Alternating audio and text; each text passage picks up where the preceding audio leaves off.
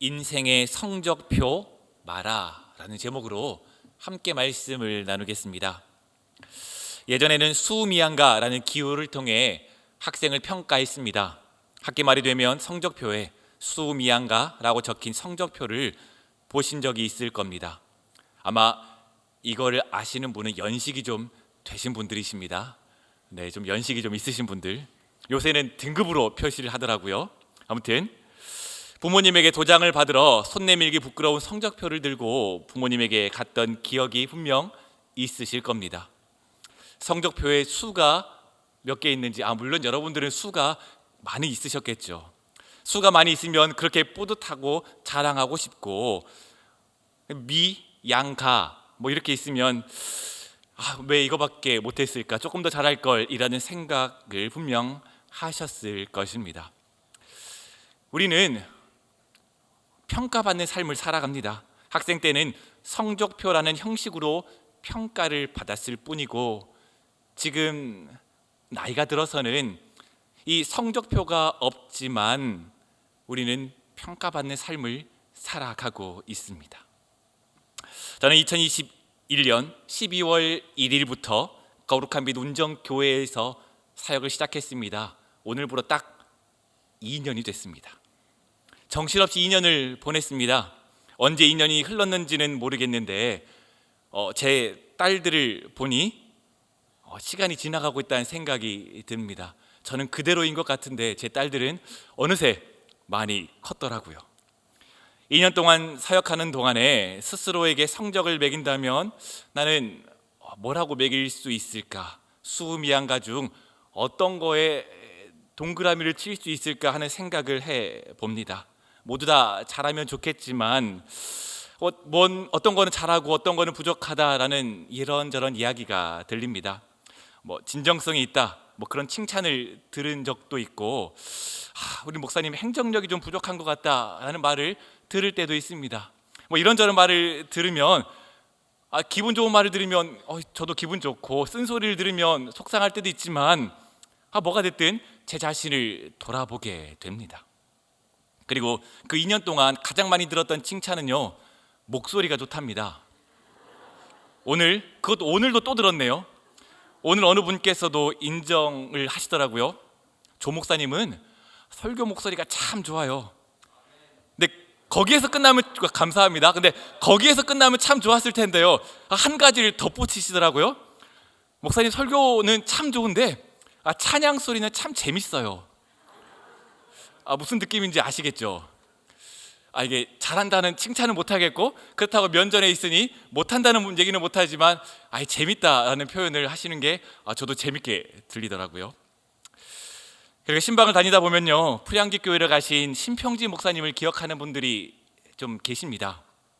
성도님들의 기억에 신 목사님은 이 연예인처럼 멋진 목사님, 잘생긴 목사님으로 기억되어 있습니다. 신 목사님처럼 멋지고 잘생긴 목사님을 본 적이 없다는 말씀을 한 번씩 하십니다. 그런데 이 신 목사님을 칭찬할 때 빈말이라도 저에게 목사님도 잘생기셨어요 라는 말을 들어본 적이 없습니다. 저에게는 한결같이 목사님은 목소리가 좋아요, 한결같습니다. 네, 그 2년 전이나 지금이나 한결같이 이 목소리 좋다는 칭찬을 하시네요. 참 객관적이세요. 그럼요, 객관적이시죠. 근데 그거 아세요? 저도 우리 엄마에게는 잘생겼다는 소리 듣고 삽니다. 아무튼 학생으로 있을 때는요, 성적표가 나옵니다. 그것으로 평가를 받습니다. 어떻게 보면요, 성적표가 있는 삶은 좀 팍팍해 보일지라도 성적표가 있어서 객관적으로 자신을 들여다 볼 수가 있습니다. 사회에 나오면 성적표는 없습니다. 그런데 누군가는 몰래 평가를 하죠. 그 평가는 매우 아프고 날카로우며 마음에 상처가 생기는 그런 평가입니다. 우리 삶에도 성적표가 있어서 이거는 잘했고 이거는 조금 더 분발해야 되고 이거는 좀 개선했으면 좋겠다라는 성적표가 있으면 좋겠다는 생각을 하지만 어디에도 성적표는 없습니다. 최근에 제게 가장 많은 영향을 준 사람을 꼽으라면요, 물론 유정상 목사님입니다. 선교적 교회론에 입각한 이 설교와 그에 따르는 이 교회론에 대한 그 교회론을 바탕으로 이 교회를 섬겨가는 모습은 저에게 많은 통찰력을 갖게 합니다. 그리고 온라인을 통해 제게 큰 영향을 준 사람이 있다면 여러분들도 아실 수 있겠지만 저에게는 김창옥 강사님입니다. 이분의 하는 강연은요, 사람의 마음을 참 따뜻하게 만듭니다. 불화가 있던 가정에서 자란 그 자신의 경험을 바탕으로 삶을 마주하며 그곳에서 캐내는 그 통찰력은요, 듣고 있는 저에게 큰 울림을 줍니다. 그런데요, 이번 주에 유튜브로 이 김창욱 TV를 틀었는데 갑자기 건강에 이상이 생겼다는 소리를 하더라고요. 이제 만으로 50살이 되었는데 뭔가를 자꾸 깜빡깜빡해서 병원에 가서 검사를 했더니 병원에서 알츠하이머가 의심된다는 이야기를 했다는 거예요. 그 말을 듣고 있는 저도 되게 큰 충격이었습니다. 그렇게 열심히 살아왔는데 이제 50살에 알츠하이머라니, 이 치매가 예상된다는 말을 들었다니 그 기분이 어땠을까? 저도 굉장히 그 마음이 울림이 있더라고요. 한 번도 본 적은 없지만 그 이야기를 듣는 제 마음도 같이 먹먹해졌습니다.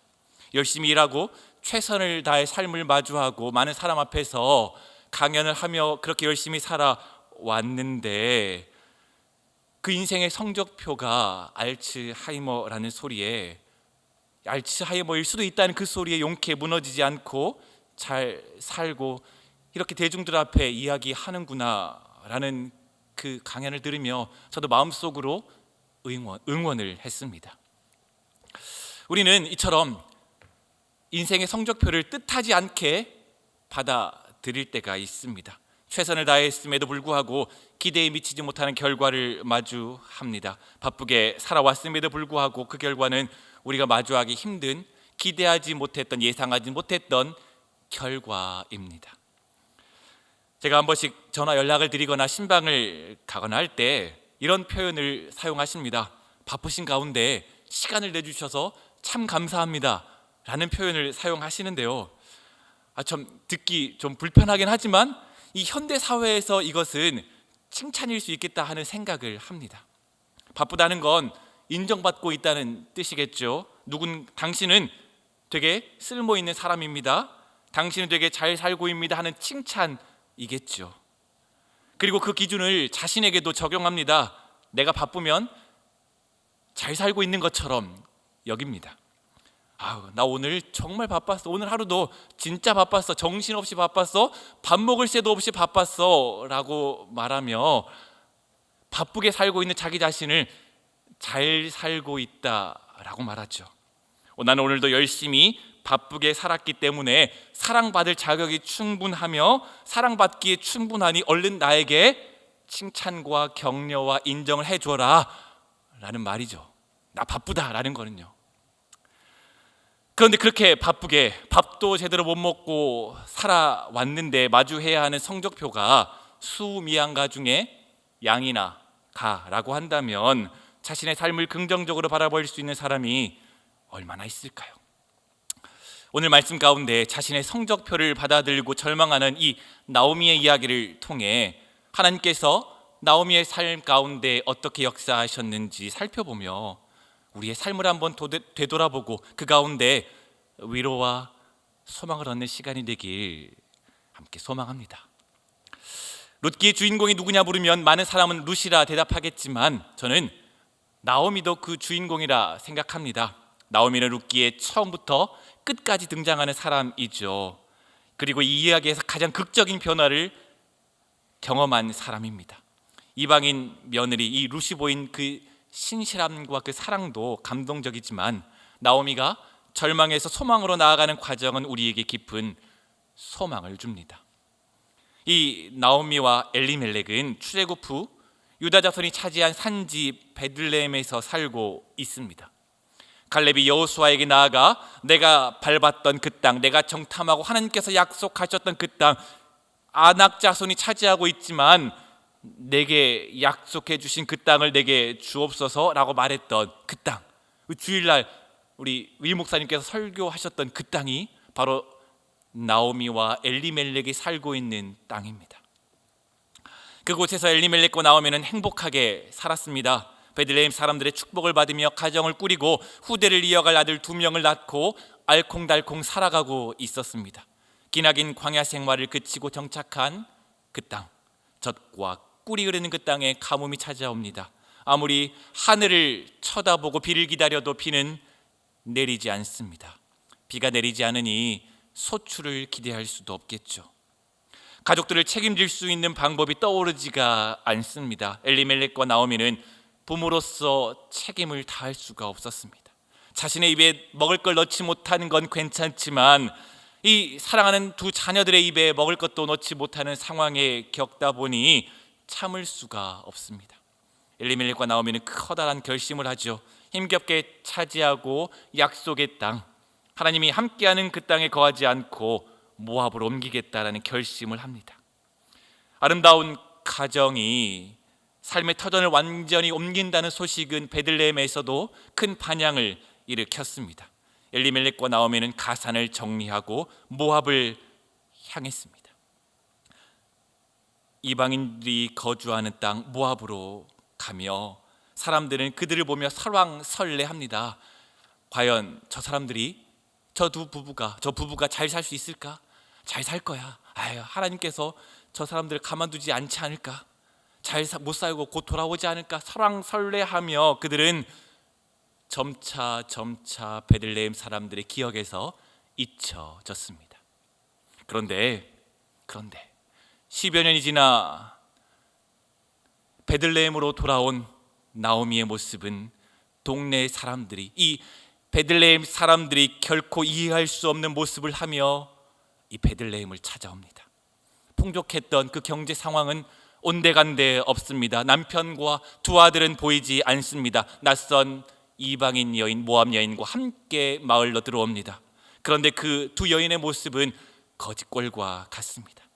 마을 사람들은 나오미와 이방 여인의 모습을 보며 도무지 자신의 눈을 의심하지 않을 수가 없었습니다. 19절 말씀인데요, 같이 한번 읽어보겠습니다. 시작. 이에 그 두 사람이 베들레헴까지 갔더라.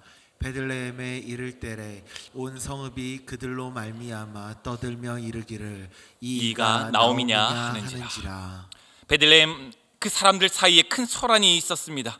단순히 나오미가 고향에 돌아온 것에 대한 놀라움 뿐만이 아니라 남편과 두 아들을 잃고 함께 데려온 사람이 이방 모압 여인인 것을 보고 불쌍히 여기고 안타까워하며 터져나온 말이죠. 어머, 저 사람 나오미래. 나오미 정말 맞아? 아니 어쩌다가 저렇게 됐대? 남편은, 두 아들은, 재산은, 저 이방 여인은 누구지?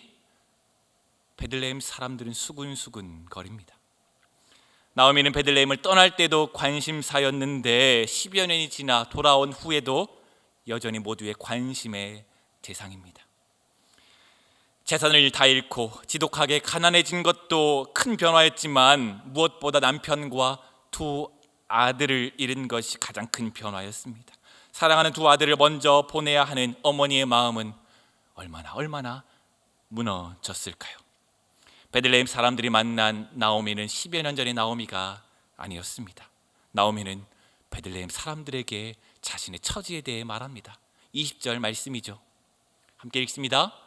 나오미가 그들에게 이르되 나를 나오미라 부르지 말고 나를 마라라 부르라. 이는 전능자가 나를 심히 괴롭게 하셨음이니라. 나를 나오미라 부르지 말아주세요. 나를 기쁨이라 부르지 말고 나를 괴로움 마라라 불러 주십시오. 내가 떠날 때에는 풍족했지만 이제는 거지와 다름없습니다. 나를 안전하게 지켜주었던 남편은 이제 없고 내 노후를 책임져 줄 자녀들은 없습니다. 겨우 함께 있는 사람이라고는 하나님의 성회에 들어오지도 못한 모압 며느리 뿐입니다. 나는 모든 것을 다 잃었습니다.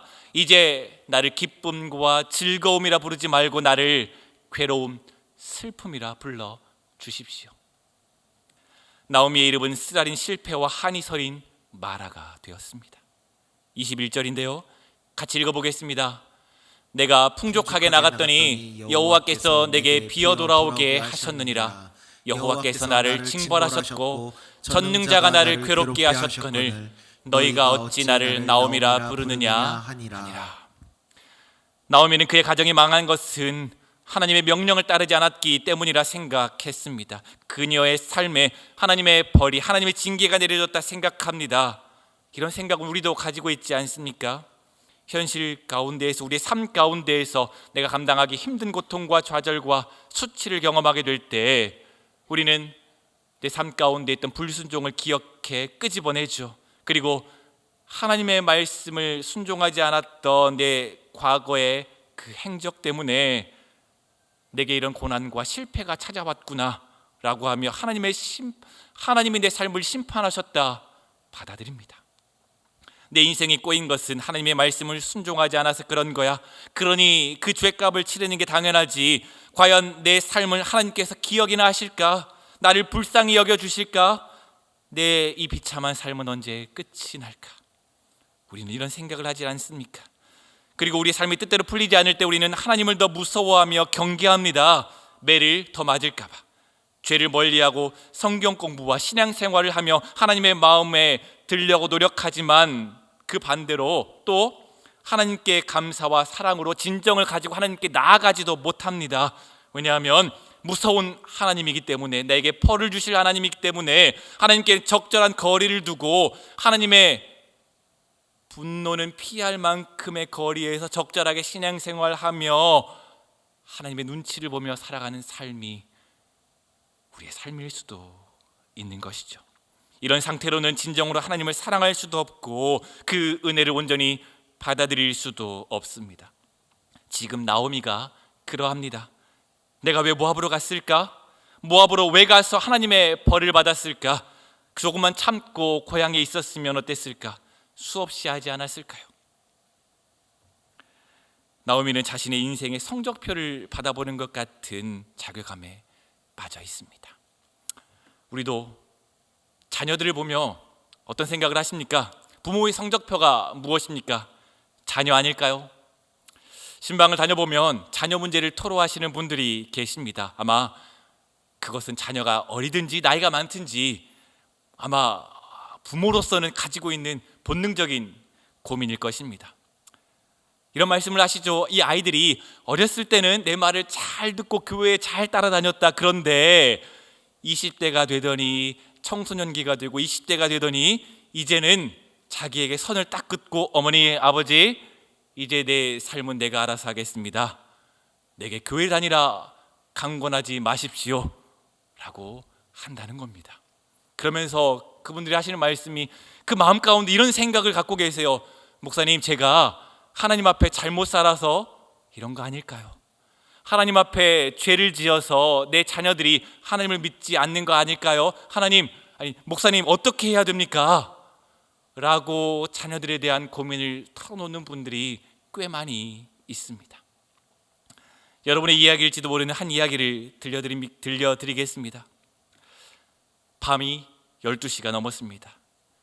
적어도 11시까지는 들어오라 말했는데 아직 20대 초반인 여러분의 딸아이가 전화 한 통 없이 아직 집에 오지 않고 있습니다. 화가 머리 끝까지 나서 현관을 뚫어져라 쳐다보며 핸드폰만 만지작거립니다. 카톡 언제 이놈의 딸내미가 들어오겠다는 소식을 보낼지 이 소리만 기다리고 있죠. 삐삐 문이 열립니다. 왜 이제 왔느냐, 뭐하다 왔느냐, 밥은 먹었냐, 이야기 좀 하자 라고 따발총처럼 말을 하지만 여러분의 딸은 귀찮다는 듯이 방문을 닫고 들어가며 하는 말은 귓등으로 듣지도 않습니다. 한 번만 있으면 얼마나 좋았을 텐데 매번 반복되는 일입니다. 이 딸내미는 귀가 시간을 엄마나 아빠가 정하는 게 싫다며 내 삶은 내가 알아서 하겠다라고 말하지만 이런 일이 생길 때마다 귀가 시간을 지키라고 말하며 아이와 항상 다툽니다.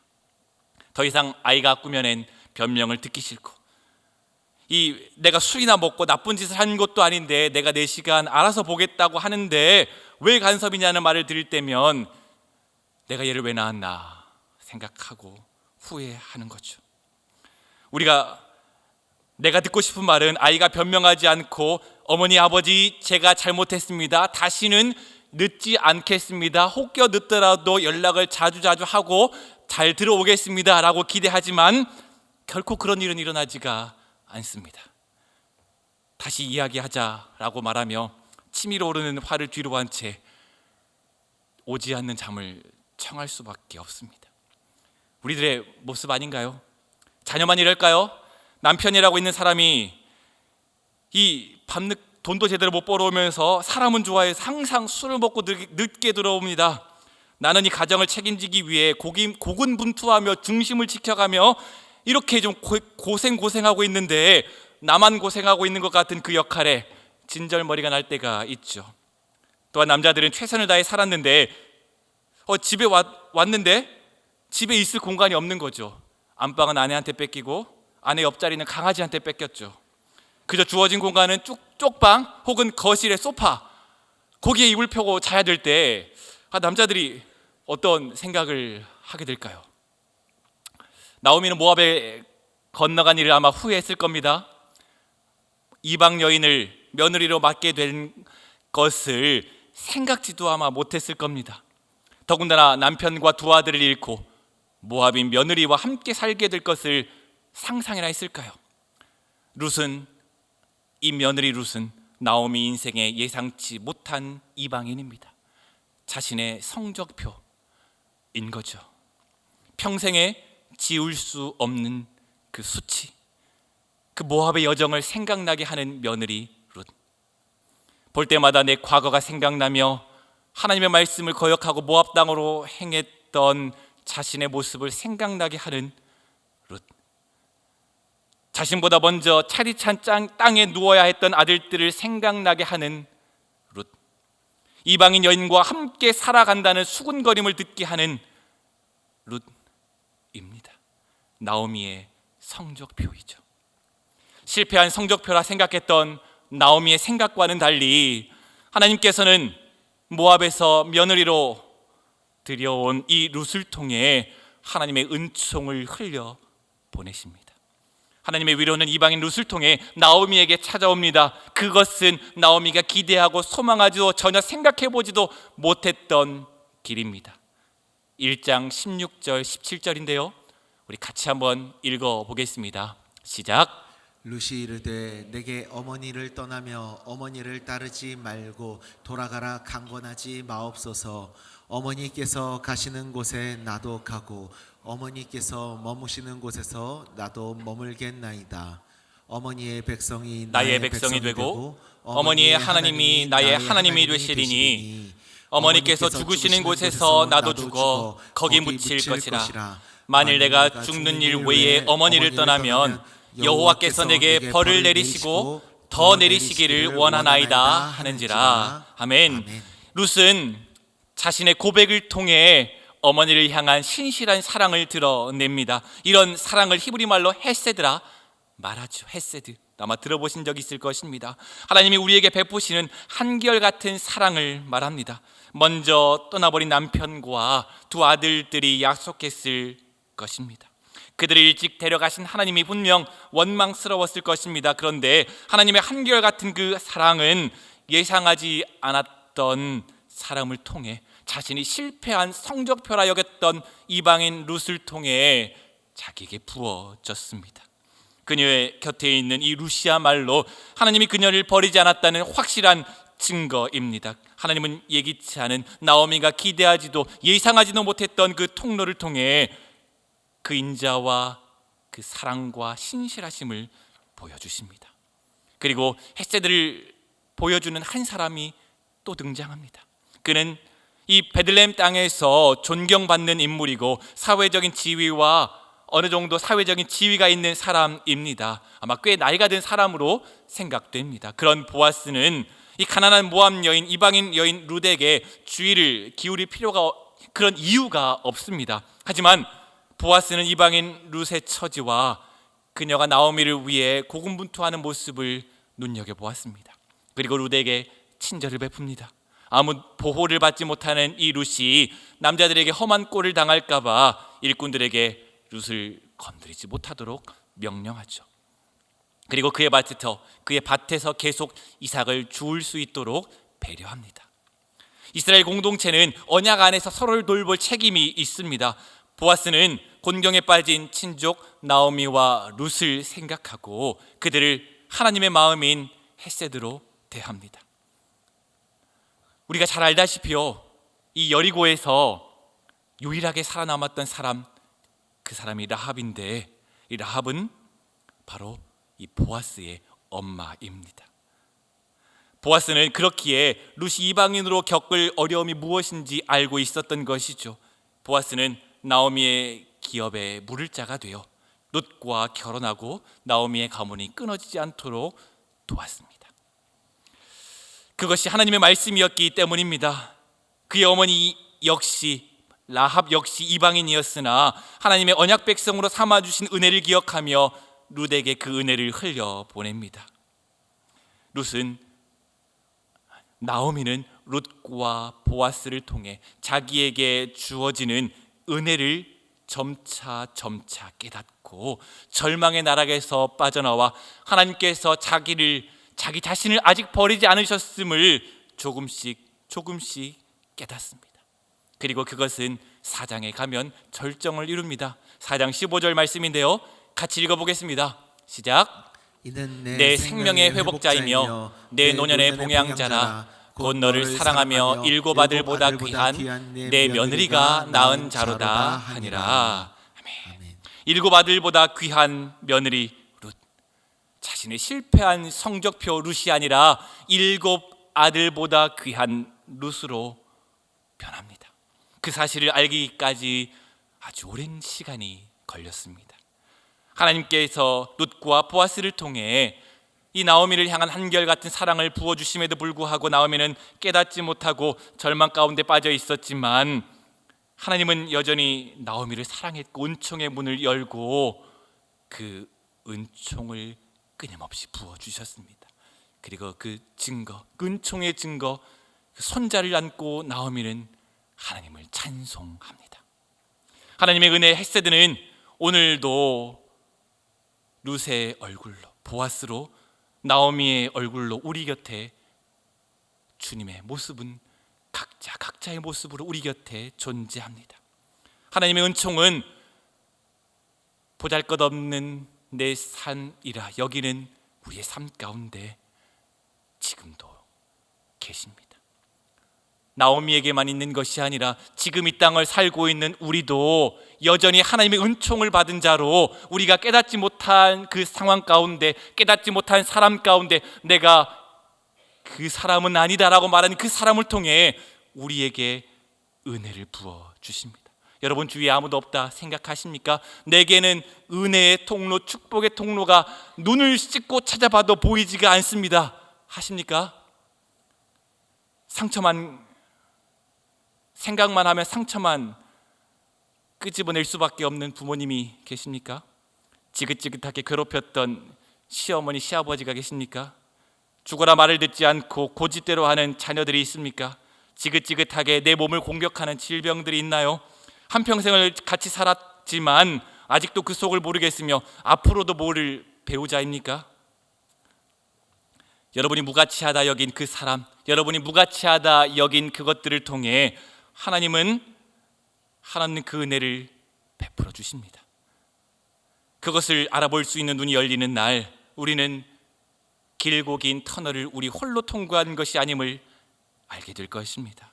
우리가 미처 깨닫지 못할 때에도 하나님은 우리를 돌보고 계셨고 위로하고 계셨고 우리와 동행하고 계셨음을 우리는 알 것입니다. 이것이 우리를 절망에서 구해내고 비참함과 버림받은 것 같은 절망 같은 우울함에서 우리를 구해냅니다. 우리를 다시 살게 합니다. 하나님의 은총이 우리를 다시 살게 합니다. 낯선 얼굴로 찾아온 헤세드의 사랑으로 하나님은 우리를 보듬고 계십니다. 75의 아브라함에게 하나님은 찾아오셨습니다. 아브라함의 이야기 기억하시죠? 그리고 그에게 복을 약속하십니다. 땅을 주겠다, 자손을 주겠다, 너의 이름이 유명해질 것이다 라고 약속하시면서 마지막에 약속을 하시죠. 너를 축복하는 자에게는 내가 복을 내리고 너를 저주하는 자에게는 내가 저주하리니 땅의 모든 족속이 너로 말미암아 복을 얻을 것이다 말씀하십니다.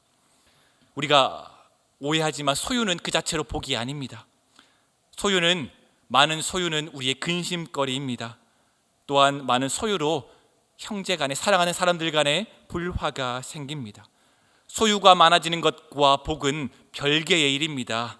복은 주변 사람들이 나로 인해 하나님을 깨닫게 되는 것입니다.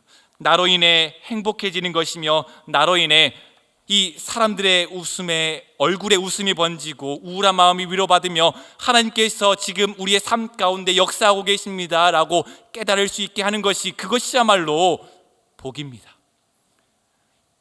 그런 의미에서 하나님께서는 우리에게 약속하십니다. 너는 아브라함에게 하셨던 그 약속의 말씀을 오늘 우리에게도 동일하게 주십니다. 너는 복이 될지라. 약속의 말씀을 붙들고 살아가는 우리가 되면 좋겠습니다. 땅에 많은 사람의 복이 될 것이다. 그러나 네가 무엇을 많이 소유해서가 아니다. 그냥 내가 너와 함께하고 있다는 것만으로, 그 사실만으로도 너는 복이 될 것이다. 약속입니다. 하나님은 우리가 이처럼 복 있는 사람으로 살길 원하십니다. 인생의 성적표를 받고, 낙제 같은 성적표를 받고 우울해 하십니까? 나에게는 이 룻과 보아스 같은 이 은총의 통로가 없다라고 절망하십니까? 하나님은 모든 상황 가운데에서도 우리에게 약속하십니다. 내가 너와 함께 있다. 그것이야말로 이 세상 그 무엇과도 비교할 수 없는 복이다 약속하십니다. 하나님이 내 편이시면 그것이 복입니다. 내 허물에도 불구하고, 내 초라한 성적표에도 불구하고 여전히 나를 사랑하시고 이 나이에도, 지금 내 형편에도 생명에 대한 소망을 품고 날마다 새로운 생명을 살아가게 하시는 것, 그것이 하나님의 복입니다. 우리도 이 소망을 품고 새로운 생명 가운데 하나님의 자녀로 살아가며, 또한 우리도 다른 사람에게 룻과 보아스 같은 은혜의 통로로 살아가는 여러분들이 되시길 주님의 이름으로 축복드립니다. 제가 2년 전에 금요기도회 때 불렀던 찬양이 있습니다. 지난 수요일에도 우리 권순우 목사님께서 한번 부르시더라고요. 하나님은 실수하지 않으신다네. 혹시 기억하십니까? 제가 2년간의 제 사역을 스스로 평가하면서 어떤 찬양으로 함께하면 좋을까, 내 2년의 사역을 어떻게, 무엇이라 평가하면 좋을까 생각을 한번 해 보았습니다. 저도 이렇게 잘 웃고 다닌다라고 많이 생각하시는데요, 그래도 웃고 다녀도 저도 많은 고민을 가지고 살아갑니다. 2년 동안 살아왔는데 앞으로는 어떻게 살아가야 되지? 내가 잘 살아가고 있는 거 맞을까? 저도 왜 고민이 없겠습니까? 내가 이제 벌써 40이 되니까, 만으로 40이니까 넘어가니까 가장으로서의 무게도, 또 삶의 방향에 대한 무게도 되게 무거워지더라고요. 그리고 5년 후에 내 모습은 어떻게 될까? 10년 후에 내 모습은 어떻게 될까? 라고 그저 막연한 미래에 대한 모습을 걱정하며 있는 제 모습을 보게 되었습니다. 그런데 2년의 사역 가운데 내 스스로를 어떻게 평가하고 앞을 어떻게 바라보면 좋을까라고 생각할 때 그냥 이 찬양이 생각났습니다. 그때도 말씀드렸지만 이 찬양은요, 제가 고등학교 2학년 때 들었던 찬양입니다. 이 고등학교 2학년 때 벌써 20년이 훌쩍 더 지났거든요. 고등학교 2학년 때 교목 목사님이 새로 오셨어요. 그 목사님이 첫 수업을 야외에서 수업을 진행했습니다. 그 야외에서 수업을 진행하면서 이렇게 기타를 치고 고등학교 2학년 그 남자들 득실득실한 그곳에서 찬양을 부르시고 정말 정성을 다해 가르쳐 주셨어요. 근데 지금 생각해 보면요, 그 젊은 목사님이 이 시골, 순천이면 시골이잖아요. 그 시골 교목으로 와서 얼마나 많은 생각을 가졌을까, 저도 그 비슷한 나이가 되다 보니까 저도 그 생각을 하게 되더라고요. 그 찬양의 고백이 하나님이 자기 자신을 이곳으로 인도하실 것이라는 생각은 못했지만 하나님은 실수하지 않으신다는 그 고백을 그 목사님 자신에게 들려주고 싶지는 않았을까 하는 생각을 하게 되더라고요. 이 고백을 그 학생들에게 들려주고 싶은 게 아니라 자기 자신에게 들려주고 싶었던 게 아닐까 하는 생각을 하게 됩니다. 그런데요, 그래도 그 찬양은 이 고등학교 2학년 학생들이 뭘 알겠습니까마는, 그리고 그 자리에 있던 저에게 아주 큰 울림이 되었고 20년이 더 지났지만 지금도 잊혀지지 않습니다. 그때 그 분위기와 그 목사님의 열정적인 찬양과 그 기타 소리, 우리의 초라한 인생 성적표를 붙들고 하나님, 내 미래는 어떤 미래가 펼쳐질까요? 그렇게 말씀하고 그렇게 불안해할 때 하나님이 이 찬양으로 우리에게 말씀해 주시지 않을까 생각하고 믿음을 붙들고 나아가게 되었습니다. 하나님은 실수하지 않으십니다. 그 하나님을 믿으십니까? 저는 이 하나님을 신뢰합니다. 우리 같은 하나님 믿잖아요. 제가 믿는 이 하나님, 여러분도 함께 신뢰하며 함께 걸어가면 좋겠습니다. 우리가 걸어가는 그 길이 조금 꼬불꼬불할 수도 있고 돌아갈 수도 있고 다시 뒤로 돌아갈 수도 있지만 하나님은 실수하지 않고 우리의 모든 삶의 흔적을 사용하십니다. 그 하나님을 신뢰하며 오늘 우리 함께 찬양하며 기도의 자리로 함께 나아가겠습니다.